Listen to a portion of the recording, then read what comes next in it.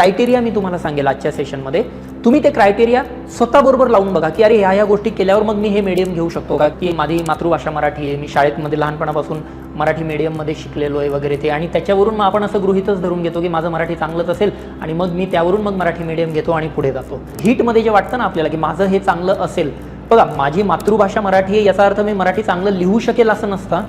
आता रिझल्ट म्हणजे कुठला टॉपर तर हे फायनल सिलेक्शनमध्ये, रिझल्टमध्ये माझं म्हणणं असेल की मेन्समध्ये की काही विद्यार्थीच पास होत नाही वगैरे वगैरे, त्यावर पण आपल्याला एक चर्चा करायची आहे. ह्या 3 गोष्टींवर बेस्डच तुम्ही तुमचा डिसिजन घेतात आणि आपलं मीडियम चूज करतात. तुम्ही विचार केला, काहीतरी पॉईंट डोक्यामध्ये आले, हे विचार करताना पॉईंट येतात मराठीमध्ये, मग आपण मराठीमध्ये आलेले पॉईंट हे ट्रान्सलेट करतो तिथल्या तिथं आणि मग रायटिंग करतो. याला वेळ लागणार आहे, अशा पद्धतीने कधीच होत नाही. हॅलो गाईज, वेलकम टू प्रयास. माय नेम इज आदित्य. गाईज, जेव्हा तुम्ही तुमच्या प्रवासाला स्टार्ट करतात तेव्हा सगळ्यात पहिला प्रश्न आपल्या डोक्यात हा येतो की मीडियम कुठलं ठेवायचं. I have seen multiple candidates की ज्यांचे 2-2, 3-3 अटेम्प्ट झालेत, काहींनी तर 1-1, 2-2 मेन्स पण दिले आहेत, but still they are struggling with the medium. काही जणांनी तर 1-2 मेन्स दिल्यानंतर आपलं मीडियम चेंज केलं आहे, म्हणजे मराठीचं इंग्लिश केलं आहे आणि इंग्लिशचं मराठी केलेलं आहे, म्हणजे बोथ वेने चालतं ते. पण मग असं हे का झालं आणि मग त्याच्याने होतं काय की तुमचं प्रवासाची वर्ष वाढतात. जे 2-3-4 वर्षात होणं अपेक्षित आहे त्याला मग 5-6-7 वर्ष लागत जातात. मग हे करत असताना मग फ्रस्ट्रेशन वेगळं येतं, सांगणारे 4 लोक वेगळे असतात वगैरे ते. तर मला असं वाटतं की जर तुम्ही फ्रेशर असाल आणि आताच जर का आपण स्टार्ट करतोय आपल्या प्रिपरेशनला, किंवा ऑलरेडी तुम्ही 2-3 वर्ष झाले प्रिपेअर करतायत आणि तुम्ही स्टक झालेले आहेत की यार आता मीडियमचं काय करायचं काही सुचत नाही आहे, तर मी म्हणतोय की हे सेशन बघा, यामध्ये आपल्याला थोडंसं त्यावर चर्चा करायची आहे की मीडियम कुठलं घ्यायचं. या सेशनमध्ये मी हे नाही सांगणार आहे की मराठी मीडियमचा रिझल्ट बघा कसा आहे आणि इंग्लिश मीडियमचा बघा रिझल्ट कसा आहे, कोणता ऑप्शनल चांगला काय चांगला, मी तसले जागरण बिगरण या ठिकाणी काही सांगणार नाही. Again we all are mature individuals. आम्ही सर्व 18+ आहोत, आपलं डोकं ठिकाणावर आहे. तर माझं म्हणणं आहे की काही क्रायटेरिया मी तुम्हाला सांगेल आजच्या सेशनमध्ये. तुम्ही ते क्रायटेरिया स्वतःबरोबर लावून बघा की अरे ह्या गोष्टी केल्यावर मग मी हे मीडियम घेऊ शकतो का, किंवा अशा पद्धतीने हे व्यवस्थित चालेल का. ऑलराईट. तर हे जे एकदाचं मराठी इंग्लिश ही जी द्विधा मनस्थिती होते, हा जो डायलेमामध्ये आपण बरेचसे आपले फ्रुटफुल इयर्स घालवतो प्रिपरेशनचे, तर ते तसं नसलं पाहिजे ते. तर मग काही आपण एक पॅरामीटर्स आहेत, काही पॉईंट्स मी घेऊन आलो आहे, माझ्याकडे आहेत ते पॉईंट, जरा त्यावर पण आपण चर्चा करूयात.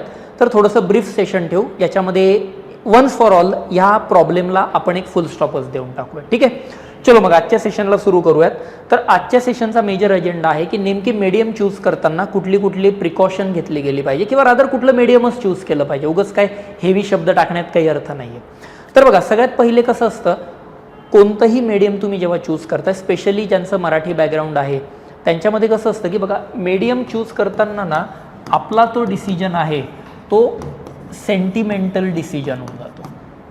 की म्हणजे कसं की माझी मातृभाषा मराठी आहे, मी शाळेमध्ये लहानपणापासून मराठी मीडियममध्ये शिकलेलो आहे वगैरे ते, आणि त्याच्यावरून मग आपण असं गृहीतच धरून घेतो की माझं मराठी चांगलंच असेल आणि मग मी त्यावरून मग मराठी मीडियम घेतो आणि पुढे जातो. तर माझं म्हणणं काय आहे की जेव्हा केव्हा तुम्ही मीडियम चूज करतायत, that decision shouldn't be a sentimental one. चांगल्या मराठीत सांगायचं झालं यालाच तर भावनिक डिसिजन घेऊ नका. म्हणजे हिटमध्ये जे वाटतं ना आपल्याला की माझं हे चांगलं असेल, बघा माझी मातृभाषा मराठी आहे याचा अर्थ मी मराठी चांगलं लिहू शकेल असं नसतं. मातृभाषा मराठी असणं वेगळं आणि लिहिणं वेगळं. ऑन द अदर हँड की माझी इंग्लिश मदर टंग नाही आहे, पण शाळेमध्ये आपण एवढं ग्रामर वगैरे जेवढ्या काही गोष्टी शिकतो, आजूबाजूला सगळं सोशल मीडियापासून सगळंच इंग्लिशमध्ये अवेलेबल आहे, कंपॅरेटिव्हली इंग्लिश बऱ्यापैकी लिहिता येतं. मग आता चूज कसं करायचं, तर माझं म्हणणं असेल डिसिजन घेत असताना don't take any decision based on the sentiments. Sentimental होऊ नका, भावनिक होऊ नका, डिसिजन नका घेऊ. डिसिजन घ्यायचा असेल तर तो परफॉर्मन्स बेस्ड डिसिजन्स असला पाहिजे. परफॉर्मन्स बेस्ड डिसिजन असला पाहिजे, बरोबर. परफॉर्मन्स बेस्ड म्हणजे काय, तुम्ही अरे आधी एकदा उतरा तरी ना, 2 वाक्य लिहून तरी बघा, ते कोणाकडनं तरी इव्हॅल्युएट करा, कोणाकडनं तरी चेक करा. तुम्हाला जर वाटतंय की तुम्ही एथिक्समध्ये तुमची मतं चांगली मांडू शकतात, तुम्हाला जर वाटतंय की एसेमध्ये तुम्ही चांगल्या पद्धतीने लिहू शकतात, ठीक आहे ना, हरकत नाही. मग माझं म्हणणं काय, तुम्हाला वाटण्यापेक्षा तुम्ही एखादा एसे लिहा, एखादा एथिक्समधली एखादी केस स्टडी लिहा, एखादा आन्सर द्यायचा प्रयत्न करा आणि मग डिसिजन घ्या की तुम्हाला whether you really want to go with Marathi or not, और whether you really want to go with English or not. At the end of this session मी तुम्हाला 1-2 एक्सरसाइज पण देणार आहे, तुम्ही त्या एक्सरसाइज करून बघा.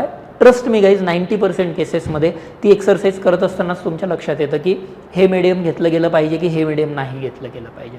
आलं लक्षात. सो सांगायचा मुद्दा कसा की परफॉर्मन्स बेस्ड डिसिजन असला पाहिजे रादर दॅन सेंटिमेंटल वन. मग आता होतं काय, जेव्हा तुम्ही तुमचं एखादं मीडियम चूज करत असतात, मीडियम चूज करत असताना सगळ्यात पहिला क्रायटेरिया ॲस्परंट्स कुठला वापरतात, 2-3 मला त्या गोष्टींवर पण थोडा प्रकाश टाकू द्या. सगळ्यात पहिलं म्हणजे काय असतं, टॉपर. टॉपरचं कुठलं मीडियम आहे ते मीडियम मी घेतो. बघा तुम्ही 2-4 वर्षापूर्वी ऑल इंडिया रँक कोणीतरी कृष्णराज म्हणून आले होते, त्यांचं medium of answer rating Telugu होतं. आहे तेलुगू घेता का मग भाषा? काही लॉजिकच नाही आहे ना त्याच्यामध्ये. म्हणजे बरोबर. सो सगळ्यात पहिला क्रायटेरिया काय असतो, टॉपर. काहीतरी टॉपर बघायचे, पहिल्या 100मध्ये एक पण ह्या लँग्वेजचा नाही आहे, त्या लँग्वेजचा नाही, आपण ते मीडियम घेतो, त्यानुसार पुढे जातो. बरोबर सांगतो मी, त्या गोष्टींवर पण चर्चा करणार आहे. दुसरी गोष्ट टॉपर्स नंतरचं ते म्हणजे अगेन रिझल्टच मी म्हणेल. आता रिझल्ट म्हणजे कुठला, टॉपर तर हे फायनल सिलेक्शनमध्ये, रिझल्टमध्ये माझं म्हणणं असेल की मेन्समध्ये की काही विद्यार्थीच पास होत नाही वगैरे वगैरे, त्यावर पण आपल्याला एक चर्चा करायची आहे. आणि सगळ्यात तिसरं म्हणजे काय असतं माहिती आहे का, कम्फर्ट झोन. हा सगळ्यात मोठा प्रॉब्लेम आहे मला असं वाटतं यामध्ये. ह्या 3 गोष्टींवर बेस्डच तुम्ही तुमचा डिसिजन घेतात आणि आपलं मीडियम चूज करतात. टॉपर्सची यादी बघतात, मेन्समध्ये कोणीतरी सांगतात ते घेतात. आणि सगळ्यात शेवटचं म्हणजे तुम्ही कितीही टॉपर्स आणि रिझल्टच्या नावाने बोंब मारा, डीप डाऊन इनसाईड माहीत असतं की आपला कम्फर्ट झोन काय आहे ना, आपण तेच बघतो. माझा कम्फर्ट झोन ऑब्व्हियसली आपली मदर टंगच असणार आहे ना, बरोबर. पण आपण हे नाही बघत की आपला कम्फर्ट झोन आपल्याला मार्क्स देणार आहे का. माझं सजेशन काय असेल, जर तुम्हाला जायचं असेल, you should be focusing on marks rather than going for your comfort zone. Marks येणं महत्त्वाचं, कम्फर्ट झोन नाही. आणि कम्फर्ट झोन ब्रेक करायलाच आपण नाही म्हणतो. आणि हा कम्फर्ट झोन ब्रेक करायला नाही म्हणतो, त्याच्यामुळे होतं काय की आपण त्यालाच पुश करत जातो, त्यालाच पुश करत जातो.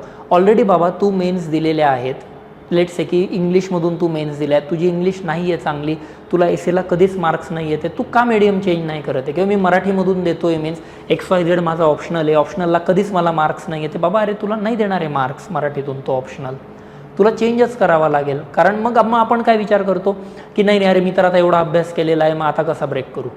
चलो मेन्सवाल्यांतर जाऊ द्या. मी तर काही फ्रेशर स्टुडंट्सला असं पण पाहिलं आहे, सर माझ्या NCERT वाचून झाल्या आहेत, त्या मी हिंदी इंग्लिशमधून वाचल्या, आता मीडियम कसं मराठी घेऊ. मला तर हे लॉजिकच कळत नाही आहे. कम्फर्ट झोन का बरं ब्रेक करत नाही आहे. सचिन तेंडुलकर जेव्हा ऑस्ट्रेलियामध्ये ऑफसाईडला शॉट मारून आऊट होत होता, तेव्हा त्याने ठरवलं की आपला जो फेवरेट कव्हर ड्राईव्ह आहे तो मारायचा नाही. एक कव्हर ड्राईव्ह मारला नाही, 241. त्याच्या करिअरमधला हाय स्कोर ऑस्ट्रेलियामध्ये, भारतात नाही. अरे कम्फर्ट झोन ब्रेक केल्याशिवाय कशा गोष्टी वर्कआउट होतील. तुम्ही कम्फर्ट झोन ब्रेक करायलाच नाही आहेत, करायलाच तयार नाही आहेत, तर मग ह्या गोष्टी वर्कआउट नाही होणार. सो माझं म्हणणं असेल you should be breaking your comfort zone. असेल ना कम्फर्ट झोन, मार्क देत असेल ना, मला काही प्रॉब्लेम नाही. पण मग त्याच्यासाठी काय, तुम्ही चेक करून बघा. You write down some answers, you write down some essays and then get those things evaluated with the faculty. मी म्हणेन मित्राकडनं इव्हॅल्युएट नका करू. मी परत बोंबलून सांगतो, मित्राकडून इव्हॅल्युएट करून घेऊ नका. मित्र कितीही तोफ असेल चांगली गोष्ट आहे, मित्र तुम्हाला क्रिटिकल फीडबॅक कधीच देणार नाहीत, कारण त्याला दोस्ती जपायची असते. बरोबर. फॅकल्टी मेंटरला मला काही देणं घेणं नाही आहे. डॉक्टरकडे गेल्यावर डॉक्टर काय तुमचे रिलेशन्स आणि मन नाही जपत बसत. डॉक्टर गेल्यावर इलाज सांगतो की बाबा हे हाड तुटलेलं आहे, जा त्याच्यावर फ्रॅक्चर बँडेज लाव आणि मग त्या गोष्टी वर्कआउट होतील. सो कम्फर्ट झोनच्या बाहेर या, क्रिटिकली ॲनालाइज करा तुम्ही काय लिहितायत, त्याच्यावरून पहिली गोष्ट तयार होईल. काय करायचं मी at the end of the day सांगतो त्यात ते. बरोबर ठीक आहे. सो या 3 गोष्टींवरून माझं म्हणणं आहे अजिबात डिसाईड करू नका की तुमचा ऑप्शनल कुठला असला पाहिजे. मग आता क्रायटेरिया काय असतात की मीडियम डिसाईड करायचे, हे 3 क्रायटेरिया नसले पाहिजेत. तर मग आता एक्झॅक्ट क्रायटेरिया काय असला पाहिजे की ज्याच्यावर बेस्ड आपण आपला आन्सर रायटिंग मीडियम हे डिसाईड करू शकू. तर मला असं वाटतं की सगळ्यात पहिले ते आपल्याला बघायचं आहे की जे मीडियम चूज करायचे जे तुम्हाला कन्सेप्च्युअल क्लॅरिटी देणार आहे. बरोबर. पहिले असं मीडियम बघा की ज्याच्यामधून तुमच्या कन्सेप्ट्स क्लिअर होत आहेत. आता काय असतं, ऑब्व्हियसली बऱ्याच जणांचं म्हणणं ते असतं की कन्सेप्ट सर आता ऑब्व्हियसली मराठी भाषा आहे तर मराठीमधूनच क्लिअर होणार. अल निनो, मान्सून वगैरे हे जर मी इंग्लिशमध्ये सांगायला लागलो तर हेवी जातो. एथिक्समध्ये जेव्हा मी गोष्टी सांगतो, उदाहरणं देतो, केस स्टडीज देतो की एथिक्स म्हणजे काय आणि मॉरॅलिटी म्हणजे काय, आता त्याची स्टँडर्ड डेफिनेशन वेगळी आहे. Ethics are the things which are there is no grey area in ethics. बरोबर. There is black and white societal norms are called as ethics, while morality is based on individual virtues and value system. आता काय कळलं यातलं. हां, पण मराठीतून सांगताना जेव्हा मी जर असं म्हणायला लागलो एथिक्स म्हणजे काय आहे, की समाजाने एक काही नियम बांधून दिलेले असतात, ते एकतर चूक असतात किंवा बरोबर असतात. मोरॅलिटी काय सांगते आपल्याला? मोरॅलिटी म्हणजे की चूक बरोबर समाजाचं काही असू द्या, तुम्ही तुमची बुद्धी वापरा आणि मग डिसिजन घ्या. उदाहरणार्थ रस्त्यावर पडलेले पैसे उचलायचे नाहीत, दिस इज एथिक्स. पण ते उचललेले पैसे कोपऱ्यावर बसलेल्या एखाद्या गरजू व्यक्तीला दान करायचे, दॅट इज मोरॅलिटी. मोरॅलिटीमध्ये मग मी चुकीचा ठरलो का? आता कन्सेप्ट कळली तुम्हाला. सो सांगायचा मुद्दा काय? सगळ्यात पहिले कन्सेप्च्युअल क्लॅरिटी बघा कशातून येतं ते. पण नुसतं कन्सेप्च्युअल क्लॅरिटीवर थांबायचं नाही. कन्सेप्ट तुमची क्लिअर झाली ना, आता पुढची महत्त्वाची गोष्ट येते जी की आन्सर रायटिंगमधली, ती म्हणजे एक्सप्रेसिव्ह ॲबिलिटी. एक्सप्रेसिव्ह ॲबिलिटी किंवा एक्सप्रेशन ॲबिलिटी म्हणजे काय, की तुम्हाला ती समजलेली कन्सेप्ट आता शब्दात लिहायची. मी तुम्हाला सांगितलं ना एथिक्स म्हणजे काय, तर रस्त्यावरचं उचलायचं नाही. मॉरॅलिटी म्हणजे काय, तुमचं डोकं वापरा, जे चांगलं वाईटचा निर्णय तुम्ही घ्या, या पद्धतीने. कसं लिहिणार आन्सरमध्ये? येते लक्षात? बघा, मी मराठी इंग्लिशमध्ये जात नाही. या कंटेंट नोट्स वगैरे त्या सगळ्या आपल्या टेलिग्राम चॅनल वेबसाईटवर आहेत, त्या सोडून द्या. आता पुढचा मुद्दा येतो, तुम्हाला कन्सेप्ट कळली ना, कन्सेप्ट समजल्याबरोबर ती लिहिता पण आली पाहिजे. आणि ज्या लँग्वेजमध्ये तुम्हाला चांगल्या पद्धतीने लिहिता येते, माझं सजेशन असतं तो तुम्ही ऑप्शनल घेतला गेला पाहिजे. पण तेच म्हणतो मी, जर कन्सेप्ट कळत नसेल, मी बऱ्याचशा स्टुडंट्सला बघतो, मग UPSC करणारे की UPSC करायचं आहे, दिल्लीला जातात, काहीतरी महागडे कोचिंग वगैरे लावून घ्यायचं, XYZ अमाऊंट पे करायची, सगळी फॅकल्टी हिंदी इंग्लिशमध्ये बोलत असते, काहीच समजत नाही. विचारा तुमच्या मित्रमैत्रिणी काय समजलं, तर काहीच समजत नाही. मग येतात काहीतरी, मग कोणीतरी मित्राकडनं शिकतात, काहीतरी आणखी टेलिग्रामवरचे व्हिडिओ बघतात, मग समजतं आणि मग आन्सर रायटिंगला सुरुवात होते आणि मग ती पंचवार्षिक योजना बनून जाते. माझं म्हणणं काय, तुम्हाला कळतं आहे ना मराठीतून, तर मराठीतूनच शिका ना, ऐका गोष्टी, सगळ्या गोष्टी करा, हरकत नाही. पण एकदा त्याच्या पडताळा करून घ्या की ते तुम्हाला मराठीतूनच लिहिता येते का. येते लक्षात? एथिक्स आणि मोरॅलिटी कन्सेप्ट इंग्लिशमधून शिका काय, हिंदीमधून शिका काय, हिब्रूमधून शिका काय, हरकत नाही. पण तुम्हाला ते लिहिता आलं पाहिजे त्या लँग्वेजमध्ये. आता मी माझ्याबद्दल बोलायचं गेलं, when I was preparing for UPSC, मला नाही लिहिता यायचं मराठीतून. मग मी काय केलं, जरी मी मराठी मीडियममध्ये होतो, माझी शाळा जिल्हा परिषद होती, कसं शिकवतात तुम्हालाही माहिती. पण ठीक आहे, त्यावर काम करत गेलो, हळूहळू मग मला कळलं यार मराठीमध्ये नाहीच लिहिता येते, मग इंग्लिशवर शिफ्ट झालो, हळूहळू मग ते इंग्लिशवर काम केलं. म्हणजे थोडक्यात काय, कम्फर्ट झोन ब्रेक करावा लागला. एक्सप्रेसिव्ह ॲबिलिटी, कारण कसं असतं बघा, जेव्हा तुम्ही डिस्क्रिप्टिव्ह परीक्षेची तयारी करतात, एक्सप्रेशन हे रिलेटिव्ह असतं. म्हणजे लेट्स टेक ॲन एक्झाम्पल, आता इराण आणि अमेरिकेचं युद्ध चाललेलं आहे.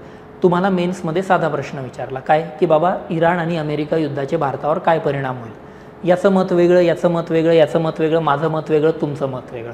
5 जणांचे 5 वेगवेगळे मतं आहेत. यामध्ये चूक बरोबर काहीच नाही आहे, बरोबर. मग मार्क्स कोणाला देतील किंवा कोणता विद्यार्थी पुढे जाईल, तर ज्याच्याकडे एक्सप्रेसिव्ह ॲबिलिटी आहे, जो चांगल्या पद्धतीने व्यक्त होऊ शकतो, त्या विद्यार्थ्याला मग पास करून मग पुढे दिलं जातं.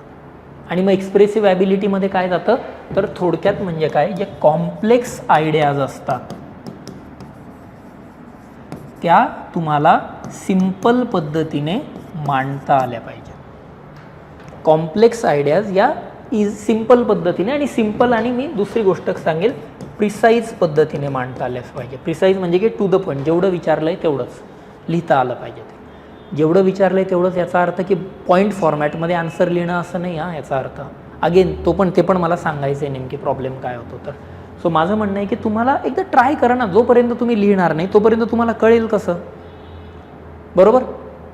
आता हा प्रश्न मी तुम्हाला विचारला, रशिया इराण युद्धाचा भारतावर परिणाम काय होईल, बरोबर. तुमच्या डोक्यामध्ये काहीतरी 10 पॉईंट आले असतील, तुम्ही विचार केला असेल, पण ते शब्दात कसे मांडणार, काय मांडणार, त्याच्यावर मग हे सगळ्या गोष्टी डिपेंड करतात. कारण मेन्समध्ये कसं असतं की तुम्हाला जर दारिद्र्याची कारणं विचारली, रिझन्स ऑफ पॉवर्टी, निबंध लिहिता येतो, पण तुम्हाला ते 150 शब्दामध्ये जर त्या गोष्टी बरोबर फिट करायच्या असतील तर मग तुम्हाला या पद्धतीने गोष्टी चालतात त्या, बरोबर. आणि हे कधी होईल, अगेन मी म्हणतो, प्रॅक्टिस केल्यावरच या गोष्टी कळत जातील. मी मागे पण सांगितलं आहे की त्यासाठी डेली आन्सर रायटिंग प्रॅक्टिस केली पाहिजे, रेग्युलर ते इव्हॅल्युएट करून घेतलं पाहिजे. त्याच्याशिवाय या एक्सरसाइजला काहीच फायदा नाही. आलं लक्षात? कन्सेप्ट भले तुम्ही मराठीतून शिका, पण रायटिंग कोणत्या भाषेत तुम्हाला इझिली करता येते तुम्ही ते बघा. बरं, मग रायटिंग करत असताना पण कोणते कोणते विषय असतात? तुम्ही जर सिलेबस बघाल डिस्क्रिप्टिव्हचा तर तुमच्या लक्षात येईल history, geography, polity, economy, science, बरोबर, एथिक्स, हे सगळे विषय आहेत. म्हणजे काय आहे, याच्यामध्ये पण 2 कॅटेगरीज येतात तुमच्या एक्सप्रेसिव्ह ॲबिलिटी. एक येते टेक्निकल आणि दुसरी येते नॉन टेक्निकल. टेक्निकल विषय जसं की जॉग्रफी झालं, इकॉनॉमी झालं, सायन्स अँड टेक झालं किंवा एन्व्हायरमेंट झालं, हे मेन्सचे टॉपिक आहेत ना, हे कसे तुम्हाला तुमच्या मराठीतून लिहिता येत आहेत जर तुम्ही मराठी घ्यायचं ठरवलं तर ते बघा. आणि नॉन टेक्निकल म्हणजे की जे हिस्ट्री झालं, पॉलिटी झालं, एथिक्स वगैरे झालं, हे कसे लिहिता येत आहेत. जनरल माझं ऑब्झर्वेशन असं असतं, जर तुम्ही सायन्स बॅकग्राऊंडचे स्टुडंट असाल, सायन्स कॉमर्स बॅकग्राऊंडचे, तर टेक्निकल आन्सर्स मदर टंगमध्ये लिहायला प्रॉब्लेम येतो, मातृभाषेत लिहायला प्रॉब्लेम येतो. आणि जर तुम्ही ह्युमॅनिटीचे स्टुडंट असाल तर ह्युमॅनिटीचे स्टुडंट्स नॉन टेक्निकल आन्सर्स चांगले लिहितात आणि व्हाईस वर्सा चालतं. ते आलं लक्षात? सो आन्सर रायटिंग करा. त्याच्यावरून सगळ्यात पहिले येतं एक्सप्रेसिव्ह ॲबिलिटी असली पाहिजे, त्याच्याशिवाय हे नाही कळत. ओके. दुसरा क्रायटेरिया, आपल्याला जेव्हा आपलं आन्सर रायटिंग मीडियम चूज करायचं आहे तेव्हा तो असेल, माझं म्हणणं की तुमच्याकडे एक व्होकॅब्युलरी असली पाहिजे. शब्दसंपदा, बेसिक शब्दसंपदा पाहिजे. तुम्ही म्हणाल सर ते बिल्ट होईल की बिल्ट 4 वर्ष लागतील त्याला, घालवणार असाल तर वेल अँड गुड, बरोबर. व्होकॅब्युलरी असली पाहिजे. आणि व्होकॅब्युलरी पण कशी, मी तुम्हाला तेही सांगतो. GSची वेगळी, ऑप्शनलची वेगळी. GSची वेगळी आणि ऑप्शनलची वेगळी म्हणजे काय, आता जसं की इतिहास ऑप्शनल घेतला तर मॉडरेट्सला काय GSमध्ये मवाळ म्हणतात आणि ऑप्शनलमध्ये वेगळं म्हणतात, असलं नाही. काही पण नाही विचार करायचा. ऑप्शनलमध्ये कसं असतं, टेक्निकॅलिटी इन द सेन्स तुम्हाला डीप जावं लागतं एकदम, बरोबर. जसं की आता इतिहासाचंच उदाहरण घेतलं तर इतिहासामध्ये तुम्ही ऐकलं असेल मॉडरेटचे वे ऑफ फायटिंग होतं, की मवाळांची एक पद्धत होती. इंग्लिशमध्ये काय म्हणतात त्यांना, PPP मेथड, बरोबर. PPP म्हणजे काय, प्रेयर्स, प्रोटेस्ट आणि पिटिशन. मग हे मराठीत कसं लिहिणार, विचार करा थोडंसं. येतं आहे लक्षात, बरोबर. किंवा काही शब्द असे असतात की ते इंग्लिशमध्ये कन्वर्ट करायला आपल्याला कठीण होतं, की अरबी समुद्राचे सामरिक महत्त्व, भूराजनीतिक महत्त्व, असे काही बरेचसे टेक्निकल शब्द असतात की ते इकडे कन्वर्ट करायला थोडेसे प्रॉब्लेम येतात ते, बरोबर. सो आपल्याला काय करायचं आहे, सेकंड फिल्टर लावायचं आहे, तो म्हणजे व्होकॅब्युलरी. अगेन मी एक्सरसाइज देईल, काय काय क्रायटेरिया आहेत हे फक्त लक्षात ठेवा. शेवटी ती एक्सरसाइज करा, ह्या सगळ्या गोष्टी टेस्ट होऊन जातील त्यामध्ये. व्होकॅब्युलरीमध्ये पण 2 प्रकारच्या टर्म असतात. पहिली असते तुमची ॲडमिनिस्ट्रेटिव्ह लँग्वेज आली पाहिजे. आन्सर रायटिंग करत असताना थोडंसं फॉर्मल लँग्वेजमध्ये आपल्याला लिहावं लागतं. तुम्ही तर माझं आणि श्रीरामचं सेशन बघाल तर आहेच आपल्या यूट्यूबवर, बघा तुम्ही. ते एक फॉर्मल पद्धतीने आन्सर लिहिलं गेलं पाहिजे, नॉट की लेमन पद्धतीने लिहिलं गेलं पाहिजे. येते लक्षात? कसं आहे, तुम्ही ते सेशन बघा, त्यामध्ये तुम्हाला ऐकेल. आणि दुसरी गोष्ट म्हणजे आन्सरमध्ये काहीतरी कीवर्ड वापरता आले पाहिजे. कीवर्ड्स, किंवा जॉग्रफीचा आन्सर असेल तर जॉग्रफीचे काही ठराविक कीवर्ड्स आहेत, इकॉनॉमीचे काही ठराविक कीवर्ड्स आहेत, पॉलिटीचे काही ठराविक कीवर्ड्स आहेत, ते तुम्हाला गोळा करावे लागतील. प्रॉब्लेम काय होतो, मराठी इंग्लिशमध्ये फिट करत असताना तुम्ही काय करतात की इंग्लिशचेच कीवर्ड मराठीमध्ये ट्रान्सलेट करतात आणि ते वापरायचा प्रयत्न करतात. आता हे PPP, हेच आत्ता म्हटलं मी PPP, हे कशाला मराठीत ट्रान्सलेट करतायत, काही गरज आहे का? 3Pच्या तत्वानुसार मवाळांचं तत्व चालतं असं नाहीच आहे. PPPची गरजच नाही आहे इथे. याच्यासाठी काहीतरी दुसरा शब्द असेल. सो लँग्वेजेस कशा असतात की या 2 पद्धतीने वेगवेगळ्या चालतात. तुम्ही बघा की त्यातले किती कीवर्ड तुमच्या चांगल्या पद्धतीने लक्षात राहत आहेत किंवा कशा पद्धतीने तुम्ही एक्सप्रेस करू शकतायत वगैरे ते, बरोबर. आणि टेक्निकल जे शब्द असतात ना, जे तुमच्या डोक्यात आहे, जसं की फिस्कल डेफिसिट आलं, त्याला वित्तीय तूट म्हणतात, राहिलं लक्षात, ठीक आहे. अदरवाईज तुम्ही देवनागरीमध्ये लिहिलं तरी चालतं. असले शब्द नाही म्हणत आहे मी, पण जे आन्सर डेकोरेशन करणारे जे शब्द असतात, if not taken care properly, judicial overreach किंवा judicial activism may lead to judicial overreach. मग हे शब्द मराठीत करून ठेवावेला. मग तुम्हाला जर वाटतंय ना की यार आपण असे शब्द करू शकतोय, मी नोट्समध्ये वगैरे दिलं आहे ते, पण जर तुम्हाला वाटतंय की ह्या गोष्टी तुमच्या लक्षात राहू शकतायत, बरोबर. कारण आता इंग्लिशच्या काळामध्ये काय होतं, बऱ्याच वेळा इंग्लिशचे शब्दही लक्षात राहतात. सो लक्षात घ्या की असे कोणते कोणते कीवर्ड्स आहेत, असे किती किती कीवर्ड्स आहेत. एकदा सगळ्या त्या नोट्स आपल्या गो थ्रू करा, त्याच्यावरून तुमच्या लक्षात येईल की अरे यार हे लक्षात राहण्यासारखं आहे का नाही. आणि मग डिसिजन घ्या. 15 दिवस द्या प्लॅन करायला, काही हरकत नाही. आणि मग त्याच्यावरून पुढे जा. आलं लक्षात? त्याच्यानंतरचं तिसरा क्रायटेरिया येतो, तो म्हणजे की इव्हॅल्युएशन म्हणजे ह्या मीडियममधले टेस्ट सिरीज अवेलेबल आहे का, आणि या मीडियममधले सर अवेलेबल आहेत का, असं नाही. हे असलं फालतूगिरी सोडून द्यायची. इव्हॅल्युएशन म्हणजे काय, तुम्ही आन्सर लिहिल्यानंतर तो आन्सर कशा पद्धतीने चालतं आहे, की ते खरंच असं वाचताना एक त्याची ऑफिशियल लँग्वेज वाटते का, बरोबर. स्वतःच ते आन्सर इव्हॅल्युएट करा, चेक करा की त्याच्यामध्ये जसं इंग्लिश मिडियममध्ये असतं की स्टार्ट, मेन बॉडी, कन्क्ल्युजन, तसं मग मराठीमध्ये येतं आहे का, बरोबर. किंवा काही जे असे कीवर्ड्स आहेत ते त्यामध्ये रिफ्लेक्ट झालेले आहेत का, डायग्राम्स चांगल्या पद्धतीने रिफ्लेक्ट झालेले आहेत का, बरोबर. मॉडेल आन्सरच्या किती जवळ जाते, पहिले तुमच्या लेवलला ते इव्हॅल्युएट करून बघा. काहीतरी मॉडेल आन्सर असेल ना अवेलेबल, भले इंग्लिशमध्ये असू द्या, काय फरक पडतोय, पण त्याच्या जवळपास तरी पोचतंय का, तुम्ही एकदा ते बघा. त्यात ते येतंय लक्षात, आणि त्याच्यावरून मग डिसिजन घ्यायचा असतो तो. चौथा क्रायटेरिया मीडियम चूज करत असताना मला असं वाटतं की तो तुम्हाला वापरायचा आहे, म्हणजे स्टँडर्डायझेशन. स्टँडर्डायझेशन म्हणजे कसं, मराठी उत्तर आणि इंग्लिश उत्तर सेम लिहायचा प्रयत्न नका करू, भाषांतर नाही करायचं कधीच याच्यात. ते जेव्हा पण तुम्ही मीडियम चूज करत असाल, की एखाद्याने इंग्लिश मिडियमचा आन्सर लिहिलं आहे आणि तुम्ही लिहिलं आहे आणि ते बसतच नाही, आणि मग ते कसं करायचं, this shouldn't be the thing here, बरोबर. एक स्टँडर्डायझेशन असतं प्रत्येक याच्यासाठीचं, म्हणजे आणि ब्लाइंड स्टँडर्डायझेशन नाही करायचं, की याच्यामध्ये हे जसं PPP वगैरे अशा ज्या गोष्टी आल्या आहेत आणि तुम्हाला वाटतं की अरे मराठीमध्ये मी टाकू शकतो, अरे लँग्वेज वेगळी आहे, लँग्वेजची रिक्वायरमेंट वेगळी वेगळी आहे, बरोबर. तर त्यावर एक आपल्याला काम करावं लागेल. पाचवी गोष्ट म्हणजे स्पीड. आन्सर रायटिंग करताना स्पीड कसा मॅच होतोय. अगेन काही जण इंग्लिशमध्ये कर्सिव्ह लिहितात, फास्ट लिहितात, पण काही जणांचं इंग्लिशमधलंच रायटिंग असं तुटक असतं, एक एक वर्ड लिहिला की पेन उचलतात, त्यालाही कदाचित वेळ लागू शकतो. मराठीमध्ये लिहिताना काही जणांचं असं असतं की अक्षराला टोप्या दिल्या की वेळ लागतो, किंवा मराठीमध्ये कसं असतं की तुम्हाला कर्ड भरपूर काढायचे असतात ना, हाळ, हा क, हा ख, तसं इंग्लिशमध्ये नाही, स्टँडिंग लाईन, स्लिपिंग लाईन, संपला विषय, अशा पद्धतीने. सो तुम्ही अंदाज घ्या की तुम्हाला वेळ किती लागतोय आन्सर रायटिंग करत असताना. मी एक्सरसाइज देणार आहे आज, मी सांगितलं ना, त्याच्यावर या सगळे क्रायटेरियाज लावून बघू आणि त्यावरून या गोष्टी चालतील आपल्याला, बरोबर. तर स्पीड कसा होतोय, स्पीड कशासाठी, आपल्याला त्याचा टाईम मॅनेजमेंट करायचं आहे, की त्या दिवशी मग आपल्याला त्याच्यानुसार मग ते कशा पद्धतीने क्वेश्चन्स अटेम्प्ट होतील, नाही होईल, नाहीतर काय होईल त्यात, ते आपण फास्ट लिहायला जातो आणि क्वेश्चनचा ट्रॅक मिस आउट होतो आणि काहीतरी नावापुरतं 2-4 हेडिंग देऊन येतो आणि अशा पद्धतीने पुढे जातो.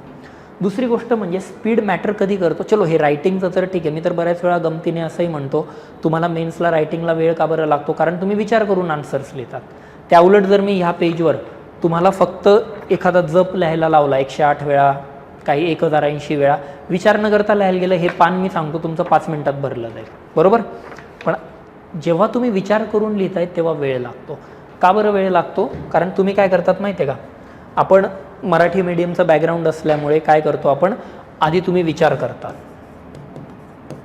बरोबर, की आता एखादा अगेन रशिया इराण युद्धाचा भारतावर होणार, रशिया युक्रेन युद्धाचा भारतावर होणार परिणाम, सपोज तुम्ही विचार केला, काहीतरी पॉईंट डोक्यामध्ये आले, हे विचार करताना पॉईंट येतात मराठीमध्ये, मग आपण मराठीमध्ये आलेले पॉईंट हे ट्रान्सलेट करतो तिथल्या तिथं आणि मग रायटिंग करतो, याला वेळ लागणार आहे. अशा पद्धतीने कधीच होत नाही. म्हणजे इंग्लिश बोलत असताना पण आपला प्रॉब्लेम काय येतो, जेव्हा मी तुमच्याशी इंग्लिशमध्ये एखादा प्रश्न विचारतो, तुमच्याकडे उत्तर तयार असतं, तुम्हाला इंग्लिश समजत नाही असं नाही, पण तुम्ही त्याचं उत्तर मराठीत बनवतात, ते डोक्यात जातं, डोक्यातून ते ट्रान्सलेट होतं, मग बाहेर येतो आणि बोलताना वेळ लागतो, आणि या वेळ लागण्याच्या प्रोसेसला चांगल्या मराठीमध्ये अडखळणे म्हटलं जातं. आपण अडखळतो, बोलताना अडखळतो, लिहिताना वेळ लागतो. मग आता याला सोल्युशन कसं, मग मी तुम्हाला तेही सांगेल की ठीक आहे, विचार करायला मराठीतूनच करा, मातृभाषा आहे, पण यार मग तो फास्ट तरी झालं पाहिजे, हे ट्रान्सलेशनची प्रोसेस फास्ट झाली पाहिजे. माझं म्हणणं ते, ही प्रोसेस फास्ट करा. इवन मी पण जेव्हा तुमच्याशी बोलतो ऑब्व्हियसली ट्रान्सलेटच होतं, कोणाचंच डोकं असं नाही चालत, it is not my mother tongue, पण मग ट्रान्सलेशनची प्रोसेस फास्ट झाली पाहिजे. ट्रान्सलेशनची प्रोसेस कधी फास्ट होईल, या सगळ्या गोष्टी व्यवस्थित असतील तर. येते लक्षात.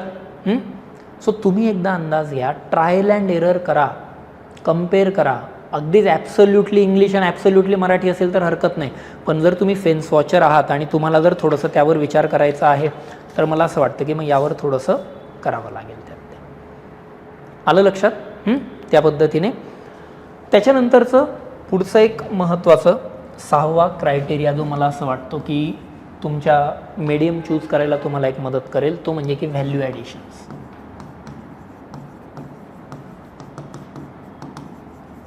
जसं मी म्हटलं मवाळांबद्दल PPP हे व्हॅल्यू ॲडिशन आहे, पण मग मराठीमध्ये PPP नाही लागत. मग मराठीमध्ये काय करावं लागेल? येतंय लक्षात? काही डायग्राम्स असतात, काही फ्लोचार्ट्स असतात, काही ग्राफ असतात, मराठीत पण आहेत अवेलेबल. मी परत म्हणतो हे सेशन त्याच्यासाठी नाही आहे की मराठी मीडियमच घ्या आणि इंग्लिश मीडियमच घ्या, सेपरेट सेशन्स आहेत त्याच्या यूट्यूबवर. माझं म्हणणं आहे तुम्ही दोघं कम्पेअर करा. मी ओपन डोमेनमध्ये काही नोट्स ठेवतो, एकदा बघा. या व्हॅल्यू ॲडिशन्समध्ये काय काय येतात? तुमचे कीवर्ड येतात, तुमच्या डायग्राम येतात, तुमचे केस स्टडीज येतात. हे दोन्ही लँग्वेजेसमध्ये अवेलेबल आहे. त्यातलं तुम्ही किती कम्फर्टेबल आहात आणि तुम्ही कशा पद्धतीने लिहू शकता एकदा तुम्हीच ॲनालिसिस करा. 4-4 आन्सर्स लिहा, चेक करा, कम्पेअर करा. मराठीत पण लिहा, इंग्लिशमध्ये पण लिहा. बघा तुम्हाला लिहिताना कशा पद्धतीने गोष्टी येत आहेत. तर यावरून आपल्याला कळतं की नेमकी यार हे व्हॅल्यू ॲडिशन आपल्या मीडियममध्ये होणं शक्य आहे का. अनफॉर्च्युनेटली मी बरेचसे कॅन्डिडेट बघतो की जे मेन्सला जातात यार UPSCच्या आणि अनफॉर्च्युनेटली क्लिअर होत नाही. का बरं? कारण ब्लाइंड फॉलो केलं इंग्लिशला, मराठीवर कामच नाही आहे केलेलं. मराठीचा रिझल्ट नाही आहे असं नाही आहे, पण यार कामच केलं गेलं नाही. रिक्वायरमेंट समजा. फक्त तुमचा कम्फर्ट झोन आहे आणि मला इंग्लिश आवडत नाही आणि इंग्लिशपासून काडीमोड घ्यायचा आहे म्हणून मराठी घेऊ नका. हरकत नाही, इंग्लिशची भीती असेल वगैरे ते, पण ती तयारी करायची हे ठेवा. आणि जर तुम्हाला वाटतं की यार थोडं थोडं शिफ्ट होऊ शकतो या गोष्टी, मग तर मीडियम आपण त्या पद्धतीने मग चूज करू शकतो. आलं लक्षात?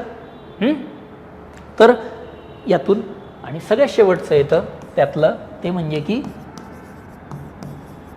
Performance enhancement. आता चलो हे सगळं करून तुम्ही काहीतरी XYZ मीडियम तुमचं चूज केलं, मराठी किंवा इंग्लिश, आणि तुम्ही आता रायटिंग करतायत. 15 दिवस झाले, महिना झाला, 1.5 महिना झाला, 2 महिने झाले, तुम्ही 50-100 आन्सर्स लिहिले, इम्प्रूव्हमेंटच होत नाही. तुम्ही दिले चेक करायला, फॅकल्टीने चेक पण करून दिले, मेंटरने तुम्हाला सांगितलं, सगळं ओके झालं, पण यार तुमचे परफॉर्मन्सच वाढत नाही आहे. माझं म्हणणं क्लिअर असेल या सजेशनमध्ये, यार माझ्या केसमध्ये मीडियम चेंज करा. आय हॅव सीन पीपल की ज्यांनी UPSCच्या मेन्स दिल्या आहेत, 2-2 मेन्स मराठीतून दिल्या आहेत, तिसऱ्या याला इंग्लिशमध्ये शिफ्ट झाले, किंवा 2-2, 3-3 मेन्स इंग्लिशमधून दिल्या आहेत, चौथ्या याला मराठीतून शिफ्ट झालेले. बरोबर? सो रिजिड राहू नका, परफॉर्मन्स ॲनालिसिस करत जा की खरंच गोष्टी वर्कआउट होत आहेत, खरंच गोष्टी वर्कआउट नाही होते. काही पण फालतू क्रायटेरिया नाही लावायचा की इंटरव्ह्यूमध्ये काय ते मराठीचा प्रॉब्लेम येतो म्हणून मी इंग्लिश घेतो वगैरे. ती फार पुढची गोष्ट आहे बाबांनो. तिथेपर्यंत पोहोचू तरी आपण. आणि ट्रस्ट मी, ते इंटरव्ह्यूचं पॅनल एकदम बेनिवोलंट असतं.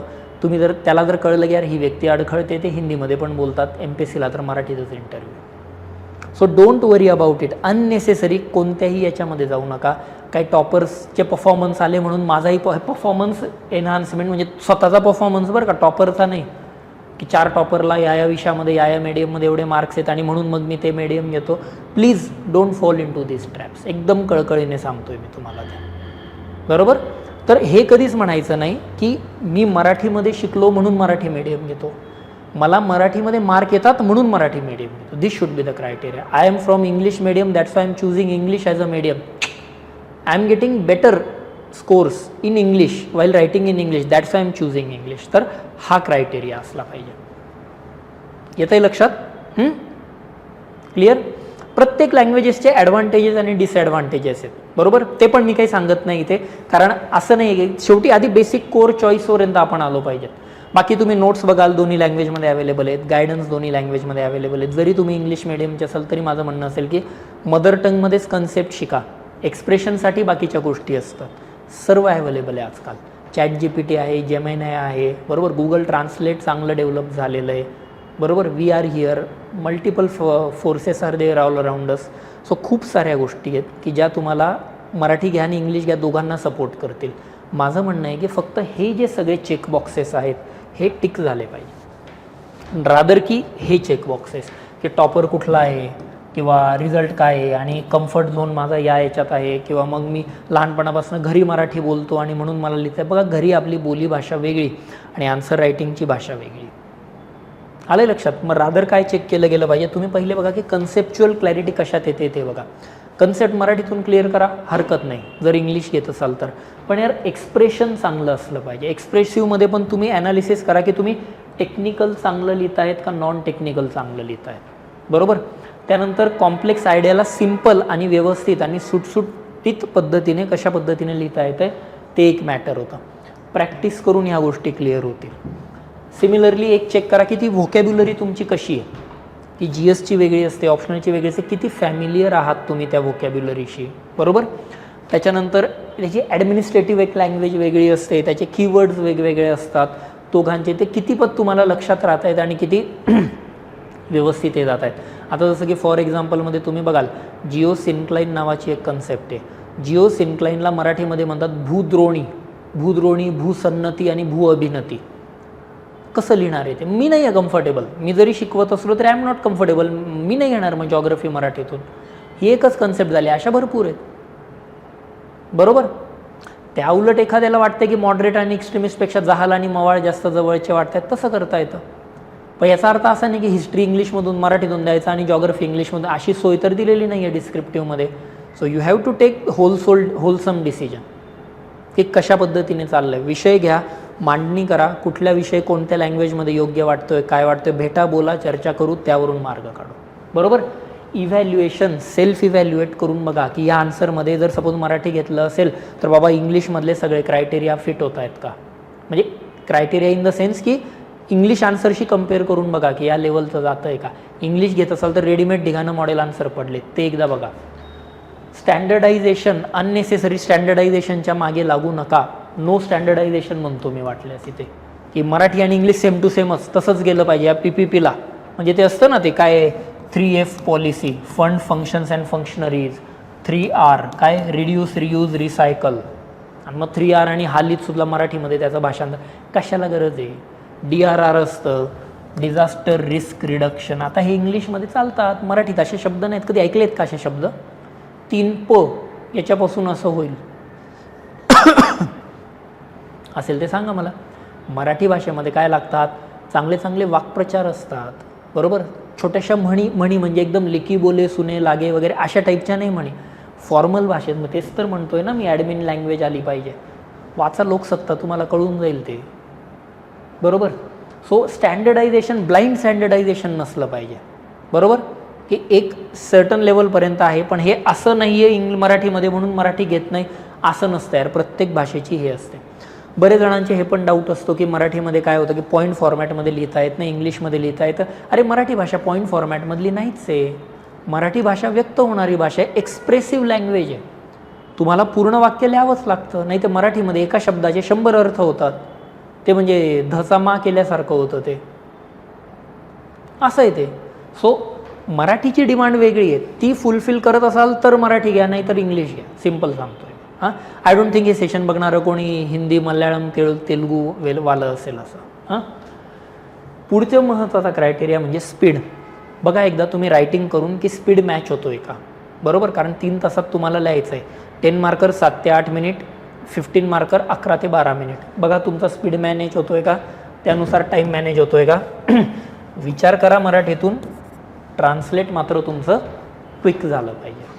मग हा बेसिक एक क्रायटेरिया लावायचा आहे आणि जेणेकरून मग तुमचं रायटिंगचा स्पीड त्यामध्ये कमी जातो. आणि सगळ्यात शेवटचं म्हणजे की मग तुम्ही व्हॅल्यू ॲडिशन त्या लँग्वेजेसमध्ये अवेलेबल आहेत का. मी म्हणेल दोन्ही लँग्वेजेसमध्ये अवेलेबल आहे. तुम्ही किती कम्फर्टेबल आहात ते बघा. बरोबर. येतंय लक्षात. आणि मग याच्यावरून मग मीडियम चूज झालं पाहिजे. मग आता काय ही एक्सरसाइज करण्यासाठी मग तुम्ही म्हणाल सर कुठले प्रश्न घेऊ, काय सॉल्व करू, कशा पद्धतीने करू, काय. बघा मी तुम्हाला सिम्पल 2 एक्सरसाइजेस देतो. काय करायचं सगळ्यात पहिली एक्सरसाइज म्हणजे सिलेबस. दोन्ही सिलेबस बघा, मराठी पण आणि इंग्लिश पण. आपल्या टेलिग्राम चॅनेलवर नाही मिळाला ऑफिस नंबरला पिंग करा, तुम्हाला मी सॉफ्ट कॉपी पाठवतो. जे पुण्यात असतील ऑफिसला या हार्ड कॉपी घेऊन जा. दोन्ही सिलेबस वाचा. आणि कुठलं मी म्हणतोय आयोगाने दिलेला नाही, मी म्हणेल तो डिकोडेड सिलेबस बघा.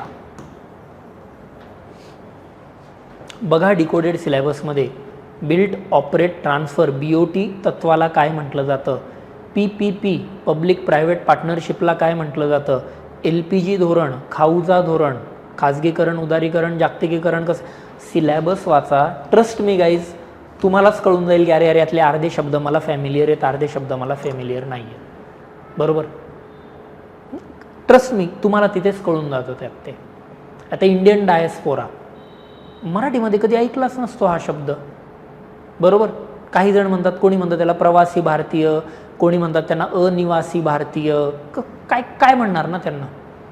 सो मग आता काय करायचं अशा वेळेला, मग मी तेच म्हणतो की एकदा तुम्ही सिलेबस वाचा, तुम्हाला त्याच्यावरून कळतं. किंवा बऱ्याच वेळा असं पण होतं की काही मराठी शब्दांना याला हे म्हटलं जातं इंग्लिशमध्ये हे. म्हणजे आता सपोज फॉर एक्झाम्पल तुम्ही जर बघाल पाणलोट क्षेत्र मराठीत बऱ्याच वेळा ऐकतो, पण मग इंग्लिशमध्ये कन्फ्युजन होतं, त्याला कमांड एरिया म्हणायचं का, त्याला कॅचमेंट एरिया म्हणायचं का, त्याला रिव्हर बेसिन म्हणायचं. येते लक्षात. सो मराठी आणि इंग्लिशचे सिलेबस व्यवस्थित बघा, तुम्हाला त्याच्यावरून एक आयडिया येईल की नेमकी आपल्याला किती गोष्टी कम्फर्टेबल आहेत ते. आणि दुसरं म्हणजे मी तुम्हाला एक छोटासा एसे लिहायला लावतो प्रत्येकाला. जे मला पर्सनली भेटून गेले त्यांना तर मी बरेच वर्ष झाले ही एकच एक्सरसाइज देतो, तुम्हाला पण देतो आहे आज जे ऑनलाईन बघतायत त्यांना. माझं म्हणणं आहे, इंडिया इन माय ड्रीम्स. बरोबर. माझ्या स्वप्नातील Bharat, India in my dreams हा एसे, माझ्या स्वप्नातील भारत हा साधारण 600 ते 800 शब्दांपर्यंत हा निबंध लिहून आण. आणि वेळोवेळी नका लावू, एका बैठकीतल्या. आता याच्यासाठी तर काय अभ्यास करायची गरज नाही आहे. तुमच्या स्वप्नातील भारत काय हे बी ChatGPT करावं लागतं. मी म्हणतो पुस्तक बंद करा आणि दुसरीकडे कुठंतरी नोकरी पाणी शोधा. काहीतरी स्वप्न असेल ना, भारत कसा असला पाहिजे, का नुसतं तोंडवर करून परीक्षा द्यायला आलो आहे आपण. काहीतरी ठरवलं असेल ना, भारत कसा हवा, काय हवा. आणि 600 ते 800 शब्द आरामात लिहिता येतात. ते काहीतरी स्वप्न असेल ना, भारत कसा दिसा हवा, कोणत्या काय. मी ते आता पॉईंट पण नाही सांगत तिथे, तुम्ही डिसाईड करा यार ते. पण माझं म्हणणं काय, अननेसेसरी गुगलवरचे वाक्य उचलू नका, रिसर्च वगैरे काही करू नका. शांतपणे बसा, पॉईंट काढा आणि एका बैठकीत लिहा. एका बैठकीत लिहा. बरोबर. आणि तो लिहून झाल्यावर त्याला किती वेळ लागला तो खाली मेन्शन करायचा. सेम हा निबंध मराठीतून पण लिहायचा, हा निबंध इंग्लिशमधून पण लिहायचा. मराठीतून जर आज लिहिला, 2 दिवसांनी इंग्लिशमधून लिहायचा. लगेच तासाभराने नाही लिहायचा. हेच पॉईंट तुम्ही ट्रान्सलेट करून देणार. आणि मराठी निबंध तेव्हा बघायचा नाही. इंग्लिश आधी लिहिला असेल, 2 दिवसांनी मराठी लिहा, इंग्लिश तेव्हा रेफर करायचा नाही. फ्रेश थॉट्स येतात काहीतरी. याच्यासाठी काही कोणाचे व्हिडिओ बघू नका, काही बघू नका. अरे कॉमन प्रश्न विचारतोय मी, माझ्या स्वप्नातील भारत, तुमच्या स्वप्नातला भारत कसा असला पाहिजे. हा विषय का मी दिला आहे, कारण याच्यामध्ये आपले सर्व गोष्टी कवर होतात. टेक्निकल, नॉन टेक्निकल, एथिक्सचे अँगल कवर होतात, जॉग्रफिकल होतं, हिस्टॉरिकल होतं, पॉलिटिकल, सोशल, सगळे जो आपला सिलेबस आहे GS 1, 2, 3, 4चा सगळ्या गोष्टी कवर होतात. आणि मग लिहून झाल्यानंतर दोघांचा वेळ लावा, दोघं हे कम्पेअर करा. हे जे मी म्हटलंय ना तुम्हाला, हे बघा, हे सेल्फ इव्हॅल्युएशन. काय दरवेळेस टॉपरच्याच कॉपी पाहिजे. स्वतःशी कम्पेअर करून बघा ना की तू बाबा कोणत्या भाषेत चांगलं लिहू शकतो किंवा शकते. तुम्हाला जर वाटतंय की यार हा इंडिया इन माय ड्रीम याच्यातला चांगला आहे, याच्यातला चांगला आहे, तो चूज करा. ट्रस्ट मी गाईज, निबंध लिहित असताना 90% डाऊट क्लिअर होऊन जातील. तुम्हाला माझी पण गरज नाही मग त्या केसमध्ये. काय खूप मोठं काय, रॉकेट सायन्स, न्यूक्लिअर फिजिक्स थोडी मीडियम चूज करणं. सो इव्हॅल्युएट तुम्हीच करा. आणि हे स्टँडर्डायझेशन नका लावू बरं का. अगेन मी म्हणतो इंग्लिशमध्ये असं लिहिलं आणि त्यामुळे मराठीत पण असं, किंवा मराठीमध्ये मी तुकोबांचा एखादा अभंग लिहिला आहे आणि इंग्लिशमध्ये जमला नाही किंवा त्याला ट्रान्सलेट केलं. भाई असलं नसतं ते. तुकोबांचे अभंग कसं काय इंग्लिशमध्ये लिहिणार, म्हणजे ती भाषेचाच अपमान आहे ना हा, असलं नाही आहे. सो ट्राय करा या पद्धतीने. आणि जरी तुम्हाला काही तरी याच्यानंतरही काही कन्फ्युजन असेल तर मी म्हणेल यार मग ते मला दाखवा, तुम्ही ऑफिस नंबरला टेक्स्ट करा, मला पर्सनली पाठवलं तरी चालेल. एकदा गो थ्रू करूयात, बघूयात नेमके कुठलं चांगलं आहे, काय वाईट आहे. बऱ्याच वेळा कसं असतं, सोनाराने कान टोचलेलं पण बरं असतं, ते घ्या. आणि माझं म्हणणं असेल वन्स फॉर ऑल हे आन्सर रायटिंगचं जे डायलेमा मी म्हणतो, किंवा तो जो मोठं काय असं ब्रह्मराक्षस आपल्या समोर येऊन बसलेला आहे, त्याला दूर करून टाका. क्लिअर. आणि मग हे मीडियम घेतल्यावर मी पास होईल का नापास होईल, माझं काय होईल, कसं होईल, एवढा विचार करायचा नाही. एकदा डिसिजन घेतला ना, you have to live up to that decision. कारण बघा, माझा सिम्पल फंड आहे, आयुष्यातला कुठलाच डिसिजन राईट किंवा रॉंग नसतो. आधी डिसिजन घ्या, आणि मग तुमच्यावर आहे तो डिसिजन राईट करायचा का रॉंग करायचा. मी VITतून पासआउट होतो 2012ला, कम्प्युटर इंजिनिअरिंग झालं, मस्त चांगला जॉब होता, सोडून दिला, मध्ये UPSC दिली, नाही झालं. मग तो डिसिजन राईट होता का रॉंग होता. रडत बसायला तर मग आयुष्य पडलेलं आहे. तुमच्यावर आहे ना तो डिसिजन. तुम्ही आले त्या फील्डमध्ये, माझी चॉईस होते, मी इथे आलो, I am standing in front of you. Successful, non successful, यशस्वी अयशस्वी, त्या डिस्कशनमध्ये ते तुम्हीच ठरवा. सांगायचा मुद्दा कसा आहे की डिसिजन घ्या आणि तो डिसिजन बरोबर आहे हे करण्यासाठी जीवापाड मेहनत करा. सिम्पल सक्सेसचा मंत्र आहे. कारण कोणी तुम्हाला इथे पाठवलं नाही आहे जबरदस्ती करून की UPSC कर, MPSC कर, आणि घरचे म्हणत नाही की जेवण बंद करतो, असं कोणीच म्हणत नाही. आपली चॉईस आहे, आपण इथे आलेलो आहे. Now you have taken the decision. तो तुम्हाला प्रूव्ह करून दाखवायचं आहे की तुम्ही जे UPSC MPSC करायचं ठरवलं होतं तो डिसिजन बरोबर होता. Same is the case with medium. एकदा जर का मीडियम घेतलं मराठीमधलं, मी म्हणतो की मराठी डिसिजन कसं बरोबर आहे, पोस्ट काढा, विषय मिटवा. इंग्लिश घेतलं ना, यस चलो मी काम करेल, इंग्लिशमधून पोस्ट काढेल, विषय मिटवा. बरोबर. आणि मीनवाईल या प्रवासामध्ये तुम्हाला काही लागलं, आमचे पर्सनल नंबर्स आहेत, you know where to reach out to us. Phone number खाली दिलाच आहे, तर या पद्धतीने मग आपण भेटूयात. काही डाऊट असतील तर आपण बोलू. आणि ऑल द बेस्ट सगळ्यांना. या पद्धतीने करा. आणि चलो मग थांबतो आजचं सेशन. आय होप हे डाऊट्स क्लिअर झाले असतील. तरीही तुम्हाला काही डाऊट्स असतील तर खाली मग कमेंट बॉक्समध्ये तुमचे डाऊट्स पुट ऑन करा. ठीक आहे. चलो मग आजचं सेशन मी रॅपअप करतो. All the best guys. Thank you. Take care. Bye.